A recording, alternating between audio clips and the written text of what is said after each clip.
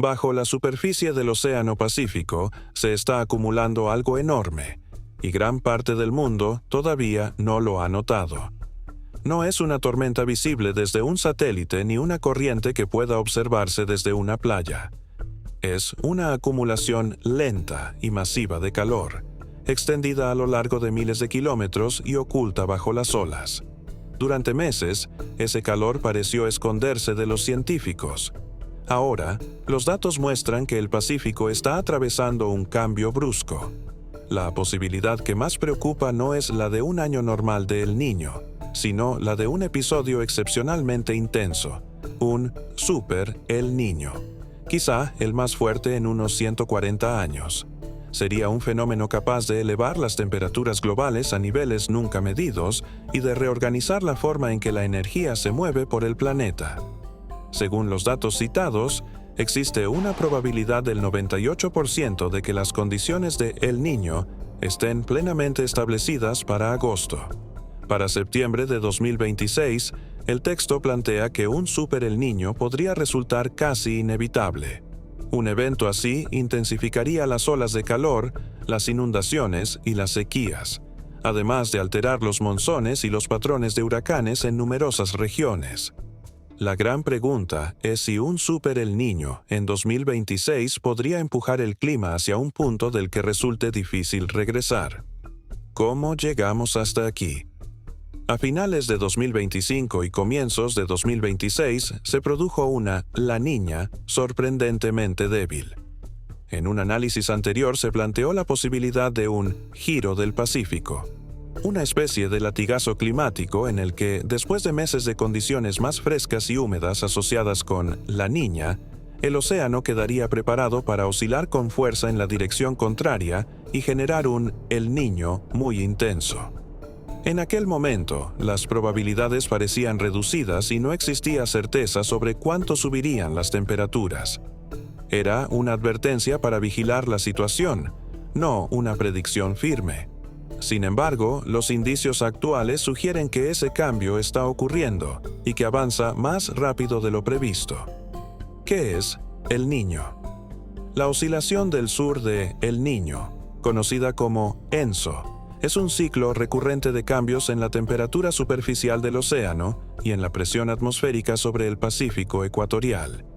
En condiciones normales, los vientos alisios empujan el agua cálida superficial desde las costas de Sudamérica hacia Asia. Cuando esa agua se desplaza al oeste, agua fría asciende desde las profundidades para reemplazarla, en un proceso llamado surgencia. Cuando el sistema se mantiene equilibrado, se habla de una fase ENSO neutral.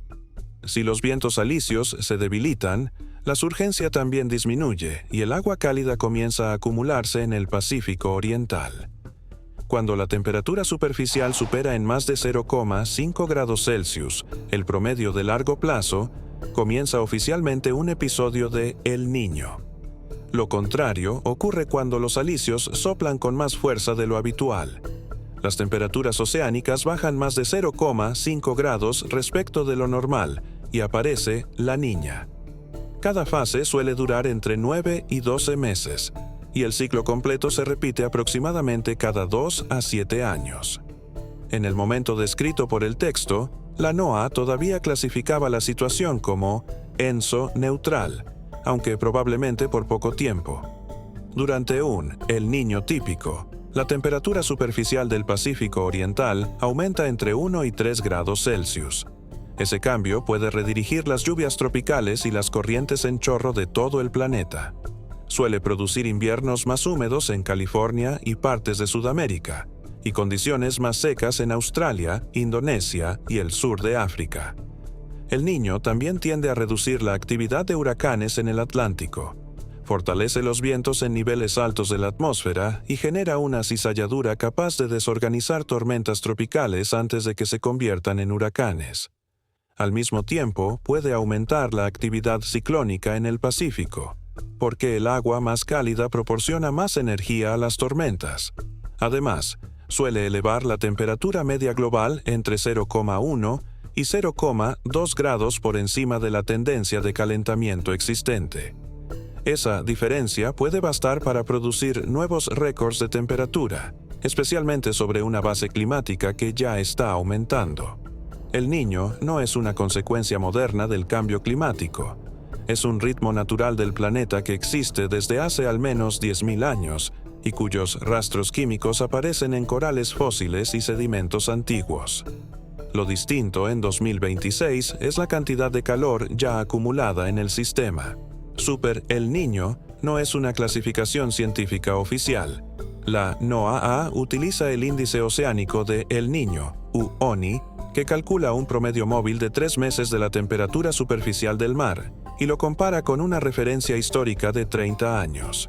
Un episodio de El Niño se declara cuando el índice supera los 0,5 grados y permanece por encima de ese nivel durante 5 periodos trimestrales superpuestos.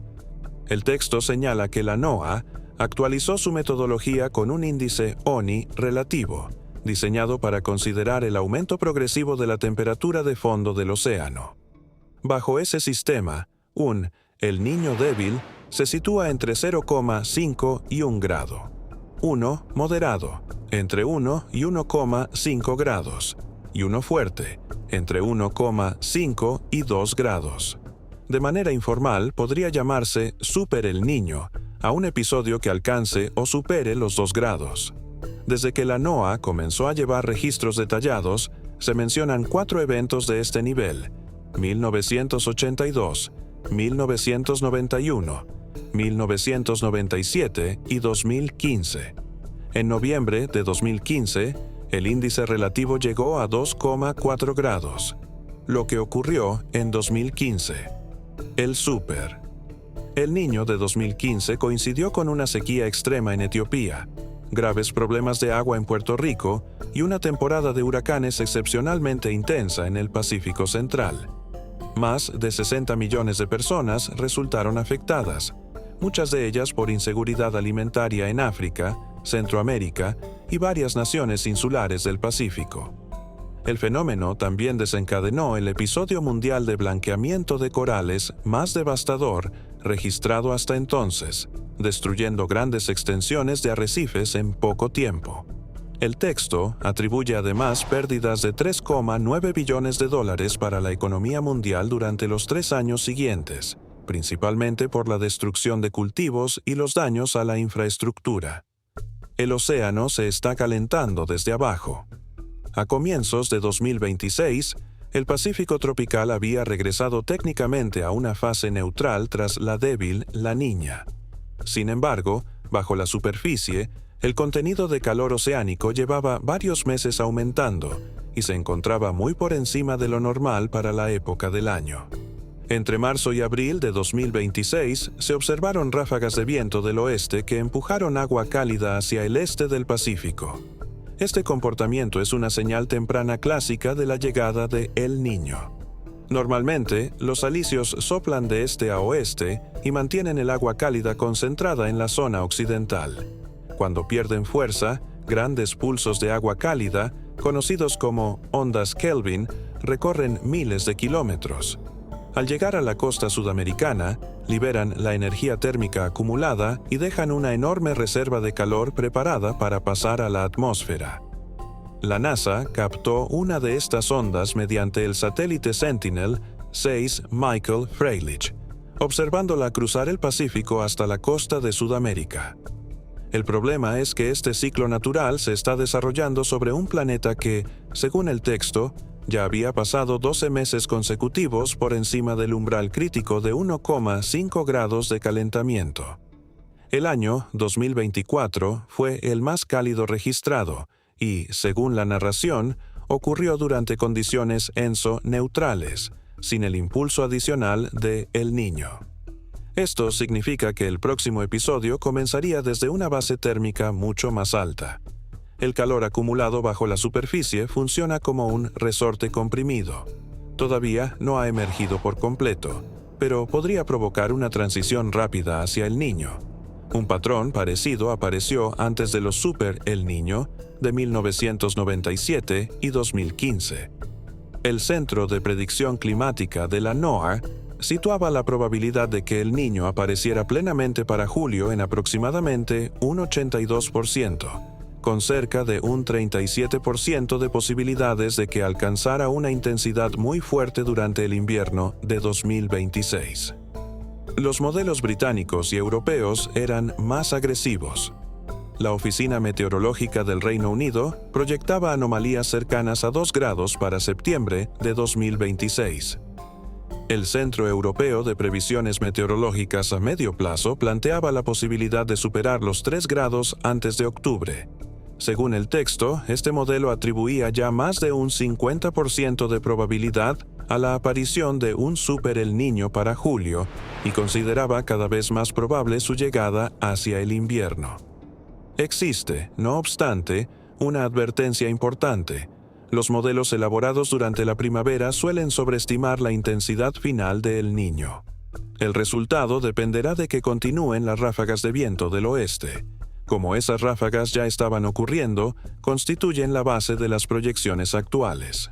Si se desarrolla un Super El Niño, los efectos habituales del fenómeno se amplificarían.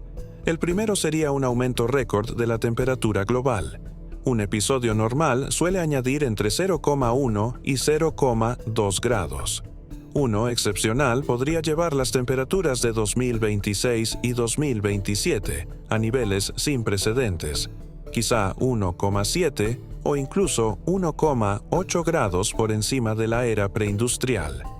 En los escenarios más extremos, las anomalías de la temperatura superficial del Pacífico podrían acercarse a 3,8 grados hacia finales del año. El texto compara esta cifra con el objetivo atribuido al IPCC de limitar el calentamiento global a 1,25 grados. También se producirían contrastes intensos en las precipitaciones. Las costas de Perú y Ecuador podrían recibir lluvias torrenciales e inundaciones. Más al interior, la Amazonia enfrentaría una combinación severa de sequía y calor. Grandes extensiones del bosque podrían superar sus límites naturales de tolerancia. En anteriores episodios intensos, la Amazonia pasó de funcionar como sumidero de carbono a convertirse en una fuente neta, debido a la muerte de árboles durante sequías prolongadas. Con una temperatura inicial más alta, el riesgo de incendios de gran escala en 2026 podría ser mayor que en ciclos anteriores. En Norteamérica, la corriente en chorro podría dividirse. El suroeste de Estados Unidos y California podrían experimentar un invierno muy intenso, con abundante nieve en las montañas y episodios repetidos de lluvia torrencial. Esto ayudaría a recuperar embalses, pero también aumentaría el peligro de ríos atmosféricos, bandas estrechas de vapor de agua capaces de provocar inundaciones y deslizamientos catastróficos. El noroeste del Pacífico podría recibir, en cambio, condiciones inusualmente cálidas y secas. En Australia, la Oficina de Meteorología ya había previsto lluvias inferiores al promedio en el este y el suroeste. Los agricultores de Nueva Gales del Sur podrían enfrentar simultáneamente la recuperación de inundaciones recientes, una sequía creciente, mayor riesgo de incendios y un encarecimiento mundial de fertilizantes y combustibles. Huracanes, ecosistemas y vida marina. El Niño suele favorecer temporadas de ciclones más activas en el Pacífico y menos activas en el Atlántico. En 2015, el Pacífico Central registró 16 tormentas con nombre y, en un momento, 3 huracanes de categoría 4 de manera simultánea. Un Super El Niño en 2026 podría reducir el peligro para la costa este de Estados Unidos, pero aumentarlo en el Pacífico Oriental, especialmente para México, Hawái y otras zonas expuestas a ciclones. Estos episodios también han provocado fuertes caídas en poblaciones de peces y muertes de pingüinos en las Islas Galápagos, debido a cambios en las corrientes y en las cadenas alimentarias. Un evento más intenso agravaría estas presiones biológicas. El riesgo para los alimentos. Uno de los mayores peligros afecta directamente a la producción mundial de alimentos. El Departamento Meteorológico de la India estimaba que el monzón de 2026 alcanzaría solo el 92% de su promedio histórico, la cifra más baja en casi 30 años. Esta reducción amenazaría los cultivos de la temporada Kharif, entre ellos arroz, algodón y soya, esenciales para alimentar a miles de millones de personas.